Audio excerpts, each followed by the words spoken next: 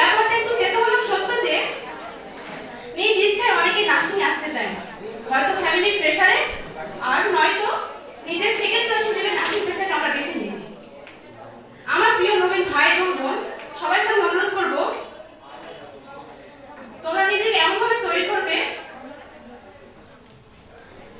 যেন নার্সিং পেশার গুরুত্ব মানুষের মধ্যে প্রকাশ পায়। আর এভাবে গড়ে তুলতে এমরাও নার্সিং কলেজ তোমাদের পাশে সবসময় থাকবে এই প্রত্যাশা জ্ঞাপন করছি। যখন তোমরা হাসপাতালে ক্লিনিক্যাল প্র্যাকটিস, ইন্টার্নশিপ কিংবা চাকরির জন্য যাবে, মনে রাখবে রোগীর কাছে শুধুমাত্র ওষুধ দেওয়াই সেবা নয়, তোমাদের ব্যবহার, কথা বলার ভঙ্গি আর একটুখানি সহানুভূতি অনেক সময় সবচেয়ে বড় ওষুধ হয়ে দাঁড়ায়।